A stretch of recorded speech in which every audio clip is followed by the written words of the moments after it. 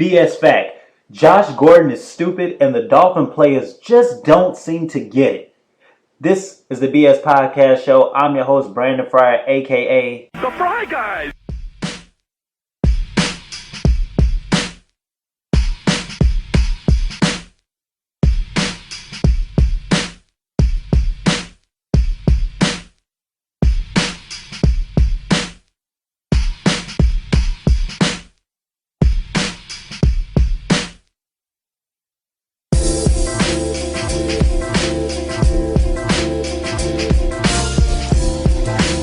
You would think if you're a Miami Dolphins, you would know to shut your mouth and really watch what you say. Over the weekend, two Dolphin players just seem to just don't get it. I know GM Dennis Hickney is probably just like, what is going on? Like, I really took over a mess here because the Dolphins picked their offensive tackle, I think it's Juwan James, picked him in the first round. Then center, Pouncey, end up saying, great pick, Dolphins.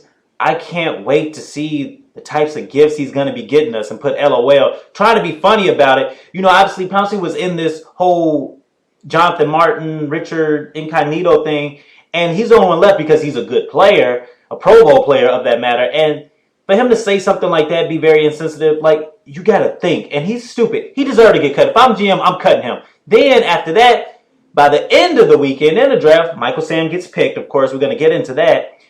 He goes, Deion Jordan, defensive end for the Dolphins, says, oh my God, sickening, after, seeing Michael Sam kiss his boyfriend. And he got fined by the Dolphins. But still, I'm sorry.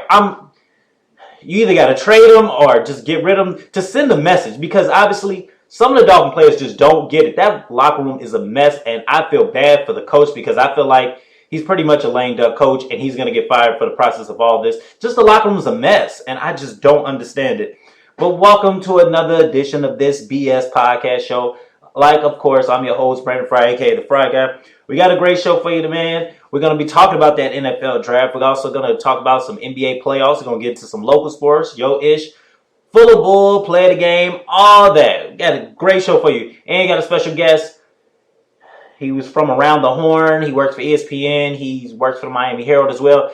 Israel Gutierrez is going to be here. We're going to talk some NBA playoffs. We're going to talk about the matchups that happened tonight with the Clippers and the Thunder and the Wizards and the Pacers. So look forward to that. But before we get into any of that, let's get you caught up with this BS update. Get you caught up in the news this week. And let's start off. Then the NBA has the Raptors and head coach Dwayne Casey agreed to a new 3-year deal. Andrew Bynum took a team absence away from the Indiana Pacers. There's a report that the Warriors are contacting Bulls head coach Tom Thibodeau about their vacant head coaching job. The NBA names Richard Parsons, the new Clippers CEO, to run their team's operations. The Cavaliers fired their head coach Mike Brown, second time so far. He's been back twice and they fired him again.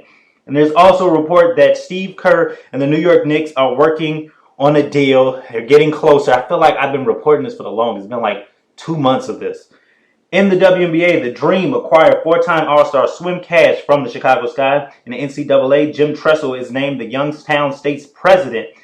The University of Central Florida and head coach George O'Leary agreed to a new 4-year deal. In the MLB, Marlins pitcher Jose Fernandez will require season-ending surgery. It's probably Tommy John surgery, so we best wishes to him. In boxing, Andrew Bonner is banned for his interviews for his insensitive comments when he's doing his post-game interviews. In golf, Tiger Woods is scheduled for an October return for a tournament. In the NFL, there's a report that the Browns wide receiver Josh Gordon could face a season suspension due to the violation of the drug policy. He just loves that marijuana. It's the 5th time that he's going to be suspended or punished for marijuana since 2010. That is crazy. Since 2010, 5 times when it comes to marijuana. The Browns continue to make noise and news of that matter because they and quarterback Joe Hayden agreed to a new deal that will cost them $45 million guaranteed through 2019. The Browns also released quarterback Vince Young after 2 weeks. He just signed with them 2 weeks ago, and now they release him. There's also a report. The Panthers defensive end Greg Hardy is arrested for domestic violence involving his girlfriend.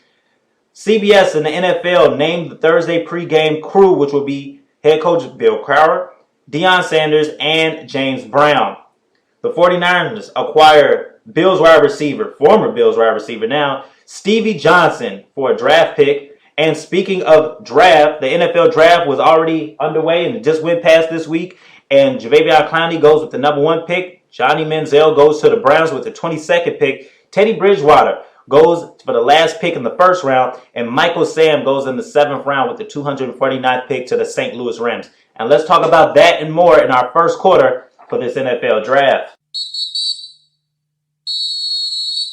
Okay, so I did a mock draft for the NFL, 7 rounds. It took me forever, and I don't know if I'm ever going to do that again because it took me so long, and to find out, I didn't really get that many right, but, well, you know what, I did do good in the beginning, and then as the rounds got later, you can see I was getting worse as the rounds was going. Let me give you a quick little recap and summary of my mock draft. Out of the first round, I actually got, the players slotted, I had 29 out of 32 players. So the players I said is going to go in the first round, they win the first round. So I did pretty good, only missed 3. And I actually got 11 of those players with their exact team that they got picked by. So that was pretty good. I was actually pretty proud of myself. I expected 2 or 3. The second round, I got 20 out of the 32 picks that was there. So I was proud of myself again. I was like, okay, second round. And I got 8 players that actually went with their exact teams that they got picked by. So I was proud of myself again. This is when the tell-off period comes. Third round. I got 7 out of the 36 picks in that third round. And only got 1 player going to its exact team that it actually got picked by. Fourth round, I got, out of those 40 picks, I only got 6 players that was slotted into that fourth round. They actually went in the fourth round. And I didn't get no players right with their exact teams. In the 5th round, only got 4 out of the 36 players slotted in the 5th round right. Then 6th round, I got 5 out of the 39 picks that was there that was supposed to go into that 6th round. And then the 7th round, only got 1 player that actually picked right that went in the 7th round. But that 1 player actually got that one right with the right team. So I was kind of proud of myself that. I'm like, oh, okay. But look, I did do some other ones in the mock draft that I said, for one, I said the Bears was going to pick Jordan Lynch, I think, in the 6th round. The Bears didn't pick him, but he did end up going to the Bears as a free agent signing. And then I think I got a kicker right from the Houston Texans that I said was going to go in the 7th round. And they ended up signing him on the free agent too. So I'm actually getting the players right with the right teams because I'm fitting the needs right. But it just didn't go in the right round. I had 1 player, I think the Redskins. I got the Redskins taking Morgan Mosley. I had him taking him in the 2nd round. They actually did take him, but took him in the 3rd round. So it was just all over the place. But overall, I was pretty proud of myself. I might do a mock draft again. I don't know. It all depends. I want to give my winners and losers for the NFL draft. Let me start off with the winners. Because like I told you before, winners always go first. You're a winner. You go first. Why am I going to leave you last? Losers are last. But anyway, the winners, I'm giving it to the 49ers. The 49ers executed a really good draft, by the way. The reason why is they didn't really need too much, but they got some good players they valued. They got some players like Brandon Thomas, who was a player who probably would have went in late 1st round and the 2nd round. They got him, I think, in the 3rd round because he tore his ACL in a workout. But this man could be a starting offensive guard for your team. And the fact that they got him redshirting, saving that pick, and this guy can end up proving the team worth way more down the line. And they also got Carlos Hyde, running back, who probably going to end up being Frank Gore's replacement. So look out for that. And actually, he was my number 1. Well, he's actually my number 2 running back I had. I think I had Trey Mason number 1, and then I think I had Carlos Hyde right after him. But the reason why I like Carlos Hyde, he can run in between the tackles. He can block, and he can catch, too, out the backfield, which is key, especially how people are valuing running backs now. My other winner, it's kind of easy. I think everybody's been saying this team is their winner. It's the St. Louis Rams. And it's not just because they picked Michael Sam. It's because they, to me, got a steal in Aaron Donald. That, to me, and they get all their needs. The only thing I wish they would have did was get a wide receiver. But you get Aaron Donald. That defensive line is going to be a problem in that NFC West. You got Mike Rocker. You got Aaron Donald. Then you have what else? Who you have, Mike? You're right. Okay, you got Chris Long. Then you have got the other guy, Robin Quinn. There you go. He was Mike's holding up a Q. Like I was like, what is he throwing up gang signs? He's just throwing up like it's supposed to be a Q, but he's throwing up things. I'm like, come on, man, I ain't in no game. Why are you throwing up gang signs? But that defensive line right there, that front four is going to be a problem. And then you add Michael Sam on top of that, who I felt, by the way, should have went probably in that fourth, fifth round. I mean, he was SEC Defensive Player of the Year, and he goes all the way to the seventh round. Ridiculous, by the way. But you got him coming in as a situational pass rusher. It's just, I hope he does make the team. But, man, the Rams, if they can get that quarterback in order, the Rams is going to be something to mess with. Like, I don't want to mess with them.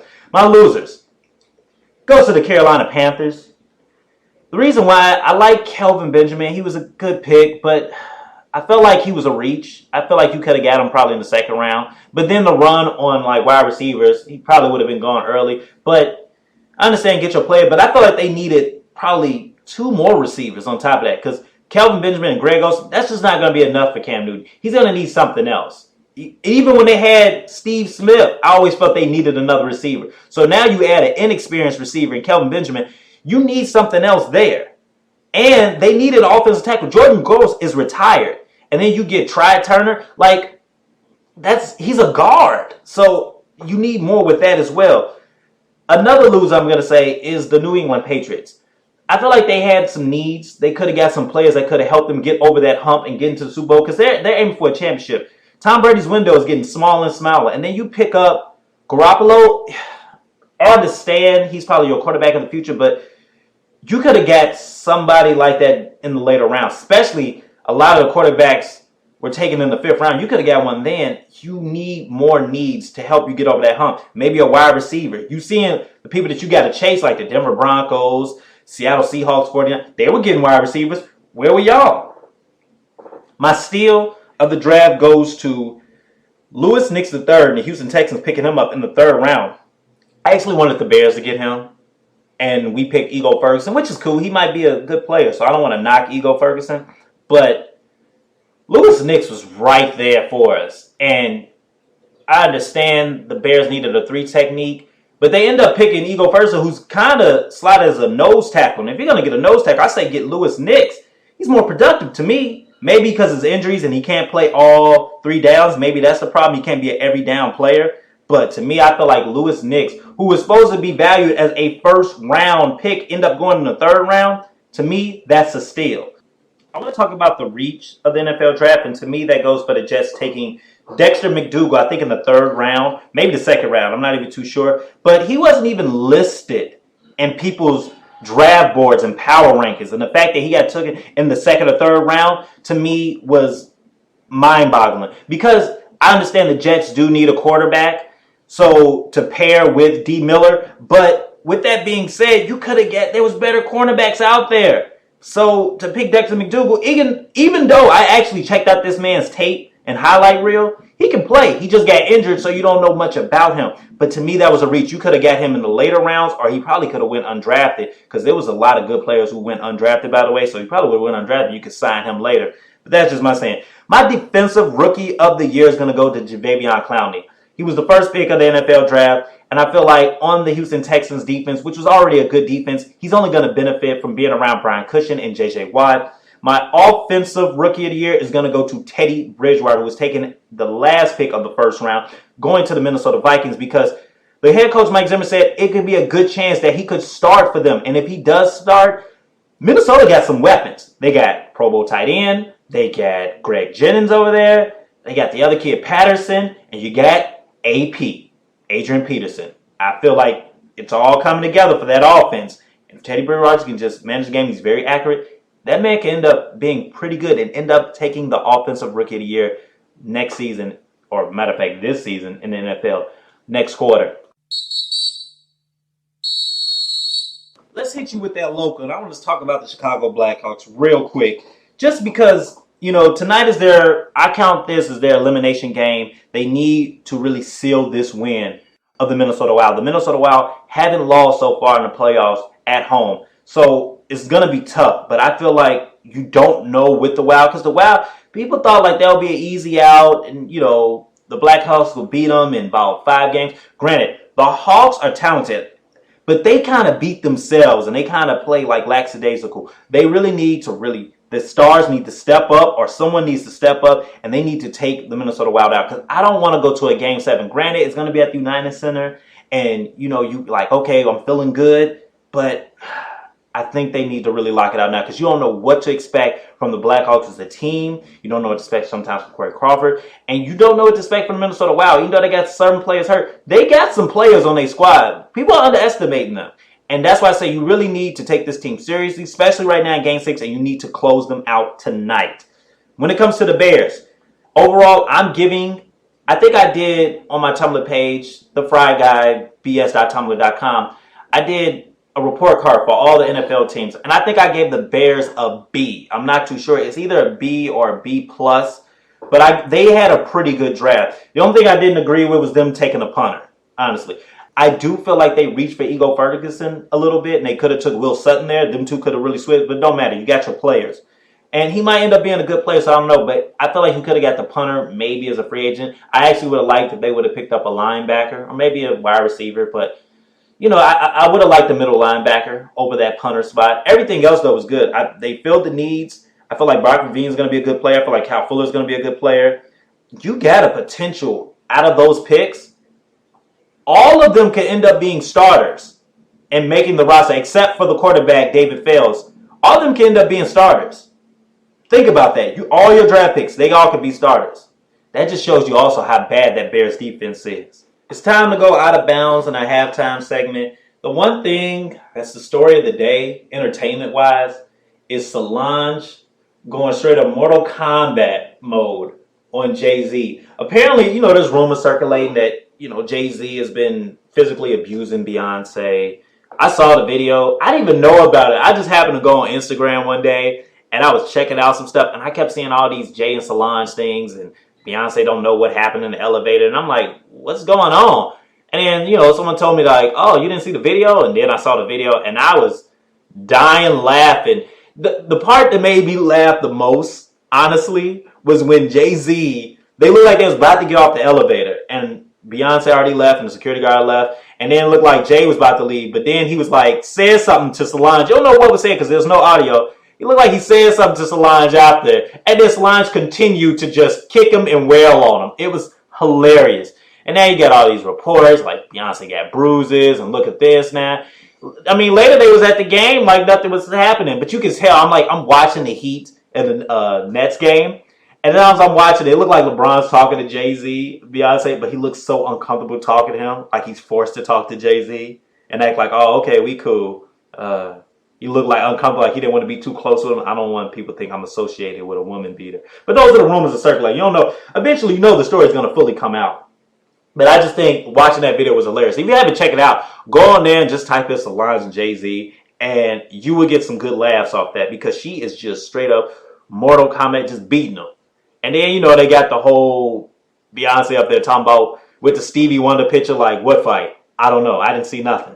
It was hilarious. You got to check it out. I had to put that out there because you got to check it out. That's the most entertaining thing. And also, I want to give congrats to Dr. Dre, already becoming the first hip-hop billionaire for selling his Beats by Dre thing to, I think, Apple. Congrats to you. He's beating out Diddy and Jay, so ain't even really making music, and he's killing people. He's very quiet with his stuff, and then when he do it, boom! He drops the mic on you. Diddy's probably just like, dang, so nobody's going to watch Revolt TV? Next quarter.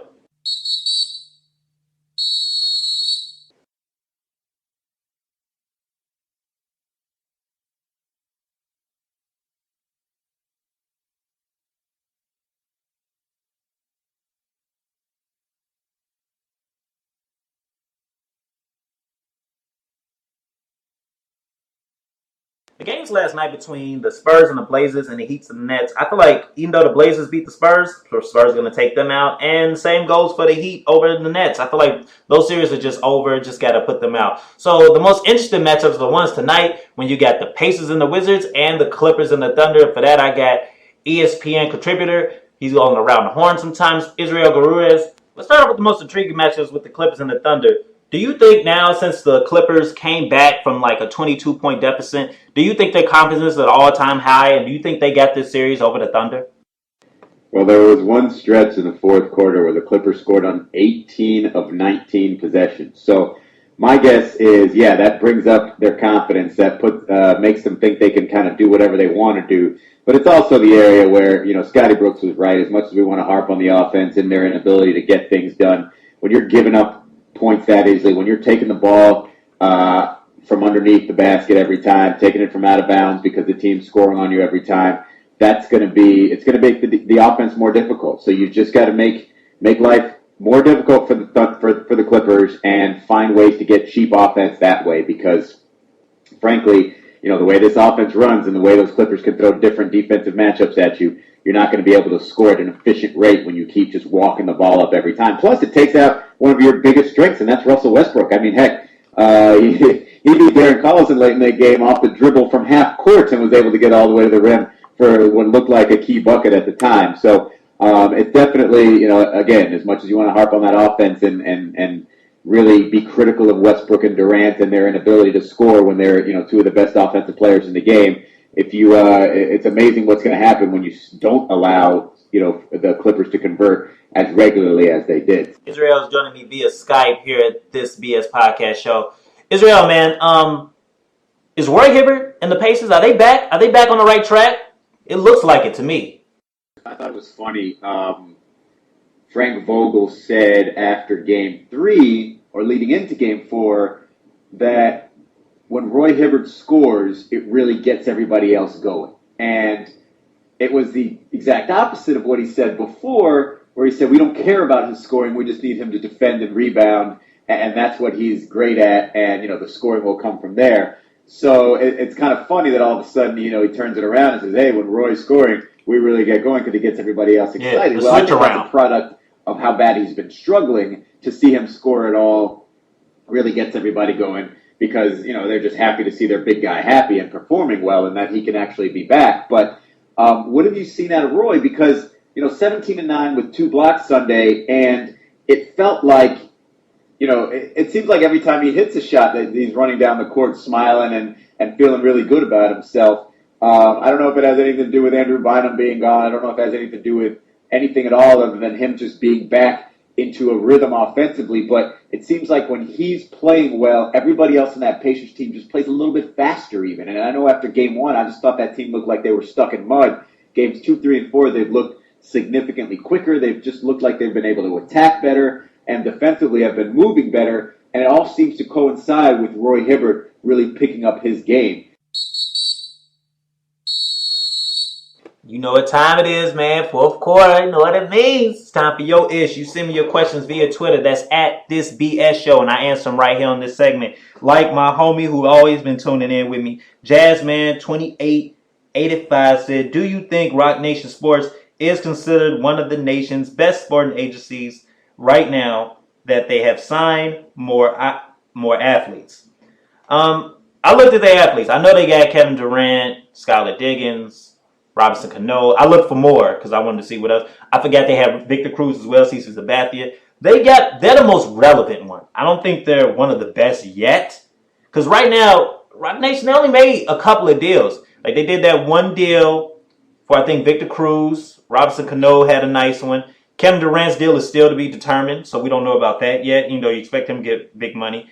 They also got a King Knicks who didn't get a good deal either, so for the Colts. So he had to play for a one-year deal.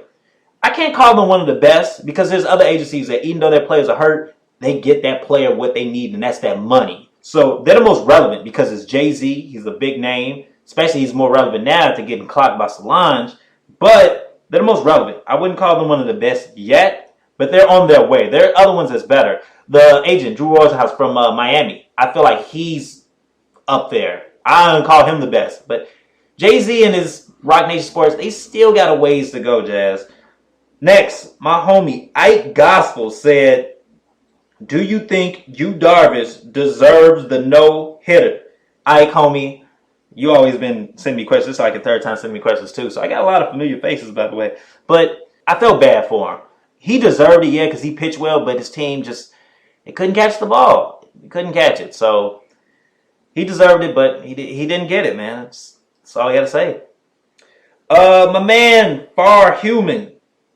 I don't know who this is, but Mike picked this one. I know he did. But he said, what's your take on the Browns draft? Actually, they traded in and out and back and forth a lot. I gave them a C because I felt like they needed a wide receiver. Probably 3 wide receivers. They only had like 4 or 5 picks, and they picked some pretty decent players.